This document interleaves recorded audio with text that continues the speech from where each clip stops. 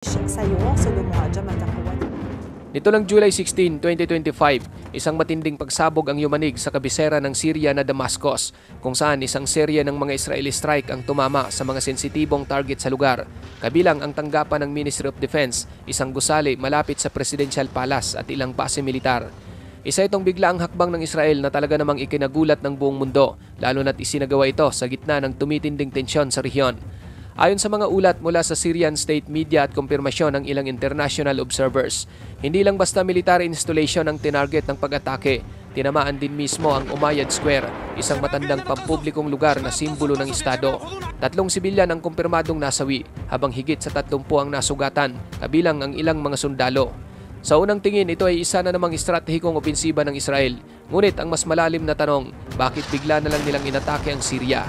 Ano ang kaugnayan nito sa kanilang mga operasyon sa Middle East? At ano ang ibig sabihin nito para sa kinabukasan ng rehiyon? Sa opisyal na pahayag ng Israel, ang isinagawang airstrike ay bahagi raw ng isang defensive operation o hakbang para ipagtanggol ang grupong Druze na naninirahan sa timog Syria, partikular na sa lalawigan ng Suwaida. Ang mga Druze ay isang relihiyosong minorya na matagal nang naninindigan sa kanilang kalayaan mula sa mga armadong grupo at mismong gobyerno ng Syria. Sa mga nakaraang linggo, nagsimula ang serye ng armadong sagupaan sa Suwaida, isang gulo sa pagitan ng lokal na Druze militias at ilang grupong Sunni Bedouin na sinasabing suportado ng Damascus upang kontrolin muli ang rehiyon. Ayon sa Israel, ang kaguluhang ito ay maaring mauwi sa mas malaking karahasan at banta sa mga sibilyan, kaya kailangan na raw nilang kumilos. Ngunit maraming international observers at kritiko ang nagsasabing hindi ito ang tunay na dahilan ng airstrike. Maaring ginagamit lamang daw ng Israel ang sitwasyon sa Suwaida bilang rason upang isagawa ang mas malawak na layunin nito, ang pagpapahina sa posisyon ng Iran at mga kaalyado nito sa loob ng Syria. Mapapansin na ang mga ganitong klaseng opensiba ng Israel ay dahil sa kanilang pangamba sa pagiging malapit na ugnayan ng Iran at Syria. Sa loob ng halos dekada, unti-unting pinalakas ng Iran ang presensya nito sa loob ng Syrian territory sa pamamagitan ng pagpopondo, pagsasanay at pagtatalaga ng mga proxy militia na tulad ng Hezbollah na matagal nang itinuturing ng Israel bilang pangunahing banta. Bukod sa Hezbollah, may iba pang grupong armadong maka-Iran na patuloy na gumagalaw sa mga rehiyon ng Damascus, Aleppo at sa hangganan ng Golan Heights. Para sa Israel, hindi na isang simpleng alyansa ang ugnayan ng Syria at Iran. Isa na itong estratehikong banta na pwedeng gamitin upang palibutan o pasukin ang teritoryo ng Israel sa panahon ng digmaan. Kaya't kahit ang isang simpleng aktibidad ng Syria gaya ng pagpapalawak ng military base o paggalaw ng convoy sa timog ay agad tinitignan ng Tel Aviv bilang bahagi ng mas malaking plano ng Tehran. Sa ganitong pananaw, anumang kilos ng Damascus na tila pumapabor sa mga grupong ito ay hindi pinapalampas ng Israel at tinutugunan agad, kahit pa ito ay nangangahulugang paglabag sa airspace o pagsugod sa mismong kabisera ng isang dayuhang bansa. Ang airstrike na ginagawa ng Israel ay hindi lamang isang pisikal na aksyong militar, isa itong malinaw na mensahe ng kapangyarihan at paninindigan. Sa kanilang pag-atake sa mismong sentro ng pamahalaang Syria, kabilang ang mga lugar malapit sa Presidential Palace at Defense Ministry, ipinapakita ng Israel na kaya nilang abutin at wasakin ang pinakasensitibong bahagi ng Damascus anumang oras. Ito ay hindi lang simpleng tactical strike, ito ay isang estratehikong pagpaparamdam na hindi ligtas ang kahit sino, kahit sa mismong kabisera ng bansa. Sa mundo ng geopolitics, ang ganitong hakbang ay nagsisilbing babala. Para sa Israel, mas mahalaga ang preventive action kaysa maghintay ng aktwal na pag-atake mula sa mga kaaway. Kaya't sa bawat airstrike, hindi lang target ang sinisira, kundi pati ang kumpiyansa ng mga kaalyado ng Iran sa loob ng Syria. Isa itong klaseng psychological warfare na ipinaparamdam sa mga kalaban na kahit saan sila magtago, kaya silang abutin ng kamay ng Israel. Ngunit hindi lamang ang mga mamamayan ng Syria o ang mga regional observer ang nabigla sa biglaang airstrike. Maging si Pangulong Donald Trump ng Amerika ay lubharing nagulat dahil tila hindi nakipag-coordinate sa kanilang Israel bago isinagawa ang mga hakbang nito sa Syria. Base sa inilabas na ulat ng AP News, ilang oras matapos ang pag-atake ng Israel, agad na tumawag si Donald Trump kay Prime Minister Benjamin Netanyahu upang personal na hingin ang paliwanag sa naging desisyon. Sa kasaysayan, palaging magkakampi ang Israel at Estados Unidos, pero may mga pagkakataong hindi pareho ang kanilang estratehikong interes. Ang pagkilos ng Israel nang walang abiso sa Amerika ay isang senyales na gumagalaw na ito sa sarili nitong agenda.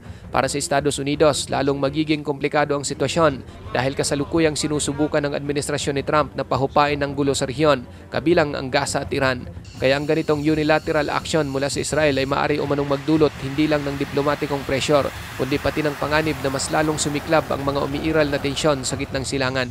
Sa mas malalim na pagsusuri, malinaw na ang pag-ataking ito ay hindi lamang umiikot sa lokal na kaguluhan sa Suwaida o sa proteksyon ng minoryang Druze. Bagamat ito ang ipinapakitang dahilan sa publiko, ang mas tunay na layunin ng Israel ay ang pagpaparamdam ng kanilang matibay na paninindigan laban sa lumalawak na impluensya ng Iran sa rehiyon. Para sa Tel Aviv, ang Syria ay matagal nang nagsisilbing tulay ng Tehran patungo sa Mediterranean, isang stratehikong ruta para sa armas, tauhan at ideolohiyang anti-Israel. Ang mga airstrike na ito ay malinaw na babala na hindi hahayaan ng Israel na maging permanenteng base ang Syria ng mga pwersang sumusuporta o sinusuportahan ng Iran. At lalo pang tumitindi ang determinasyon ng Israel ngayon dahil sa usap-usapang muling pagbuhay ng isang nuclear agreement sa pagitan ng Iran at mga Western powers, kabilang ang Europe at Estados Unidos.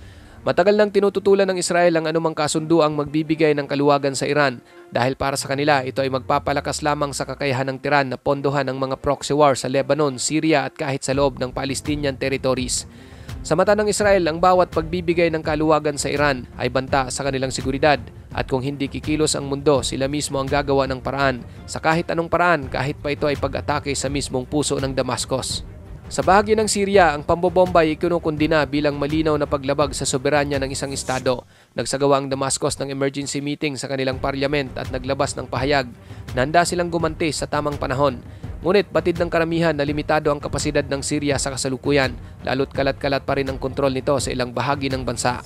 Isang mahalagang detalye rin ang lumitaw. Ilang analyst ang nagsabing ito na raw ang unang pagkakataon sa loob ng halos isang dekada na binomba ng Israel ang mismong political military center ng Syria.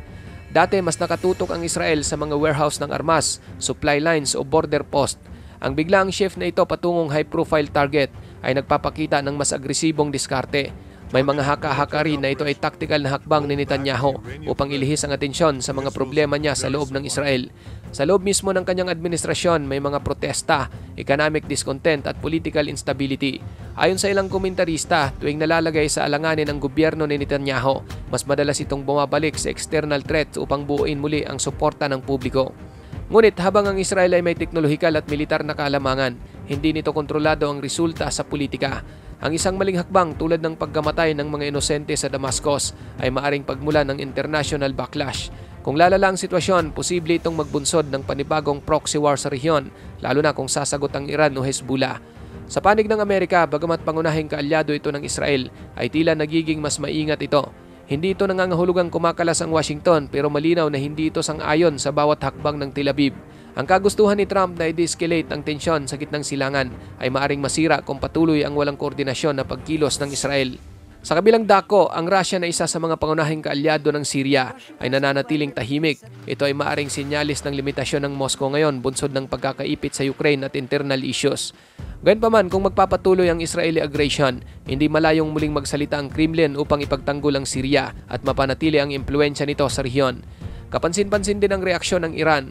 Ayon sa kanilang foreign ministry, ito raw ay isang act of war na kailangang pagbayaran ng Israel.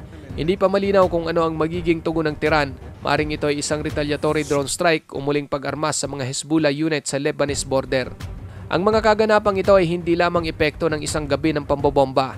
Ang pag-atake sa Damascus ay bahagi ng mas malawak na shadow war sa pagitan ng Israel at Iran na may pangunahing entablado sa Syria, kung saan sa bawat airstrike, sa bawat retaliation, unti-unting lumulubog ang rehiyon sa posibilidad ng direktang digmaan. Sa kabuuan, ang pag-atake ng Israel sa Damascus ay hindi lamang isang isolated incident. Isa itong test ng regional balance of power, isang hakbang na maaring mag-udyok ng domino effect sa buong gitnang silangan. Habang nanunood ang mundo, ang tanong ay malinaw, hanggang kailan mananatiling mainit ang tensyon sa rehiyon o ito na ba ang hudyat ng isa na namang panibagong digmaan? Ikaw kapatid, ano ang masasabi mo sa videong ito?